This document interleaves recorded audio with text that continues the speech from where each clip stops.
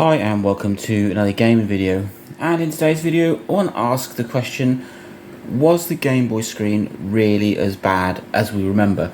So this is my original DMG Game Boy. It's been fully restored, it's been sun brightened to get all the colouring out, and it's had a brand new screen lens on. So this is gonna be what a Game Boy looked like and played like when you first bought it, when they first came out. Excellent way of testing the screen because it's not had the wear and tear that most other Game Boys of its age will have had. So is this green huey screen as bad as people make out? Now, the Game Boy was insanely popular, but the elephant in the room is this green screen. So let's check it out. I'm going to play a bit of Tetris and we'll see what the screen is like.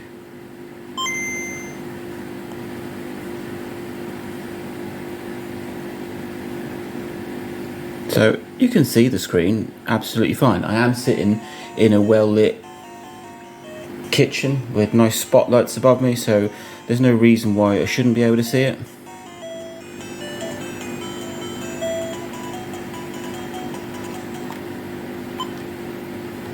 So this is what playing Tetris on an original Game Boy screen looks like. As you see, it's quite clear. Yes, it is a horrible green colour,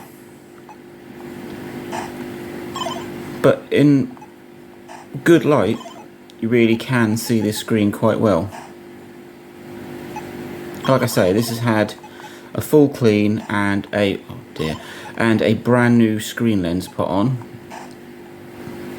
So that is how it would be out of the factory like 30 years ago, and you can see it fine.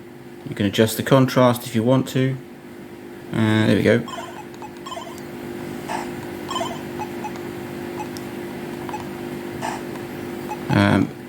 The one downside of this screen, and I don't think it's because of the colour of it, is you do get quite a bit of motion blur. So when you get some high speed on the screen, it blurs slightly. But Tetris is a simple game, so let's try it with a different game. So let's try FIFA, because that's got a lot of action on it. Now, this is one of those black hybrid Game Boy Color and Game Boy cartridges. So let's see what FIFA plays like or looks like on one of these screens.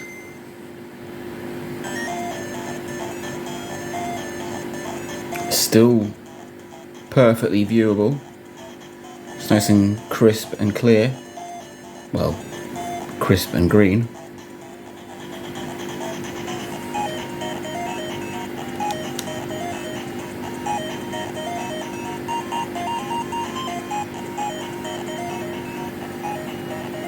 And yes, the screen is not fantastic. It was never intended to be.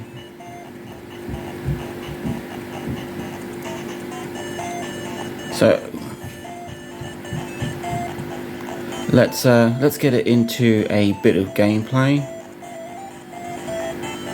Normally I turn the music off, but I just want to get into some gameplay, and we'll see what the screen is like with a game that's got quite a bit of motion. So you can see there what I'm talking about with motion blur.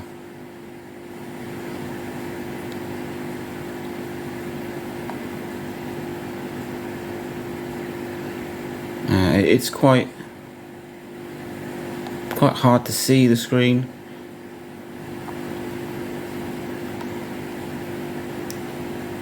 I am capturing this on pretty decent lighting.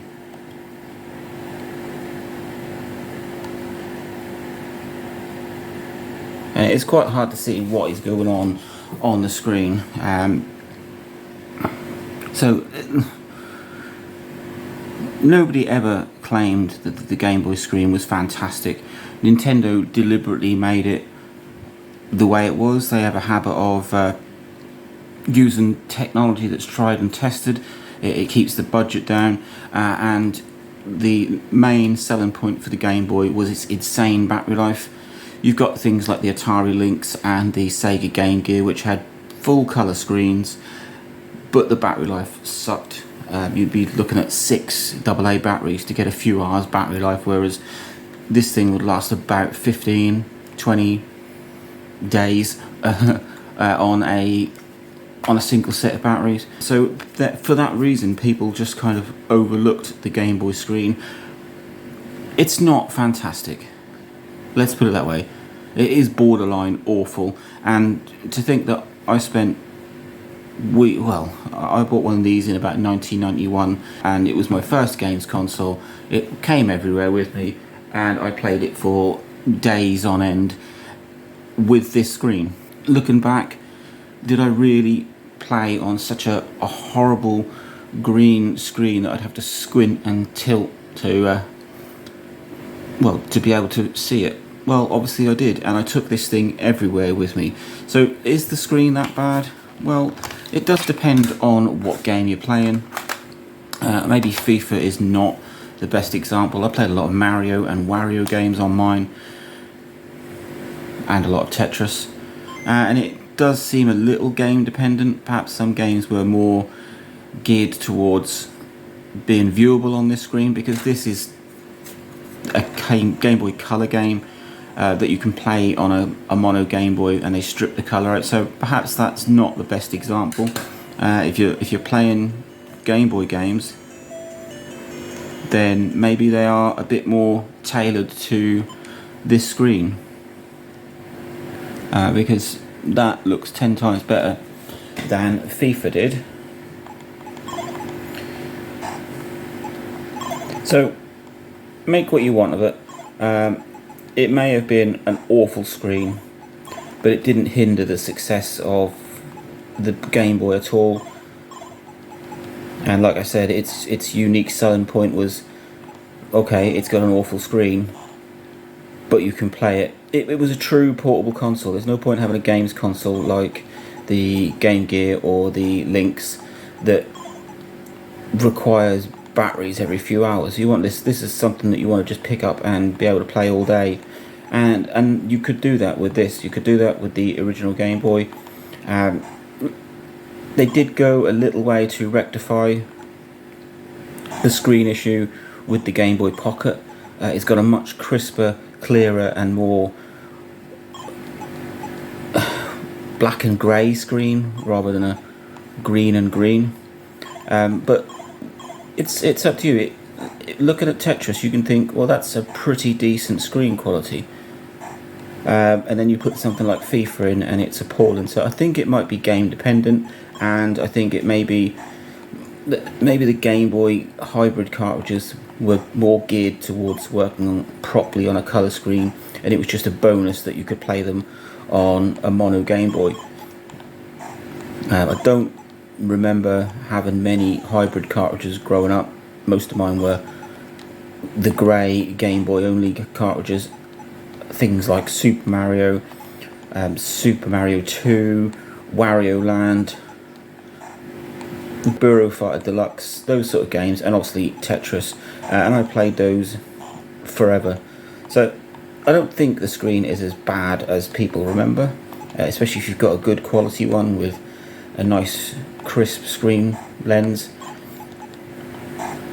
So that's my opinion. That is an original Game Boy, fully restored, so it's back to how it would be out of the factory. And is that screen as bad as you remember? Probably is sort of personal opinion, but let me know what you think. Drop a comment and like, subscribe, enjoy.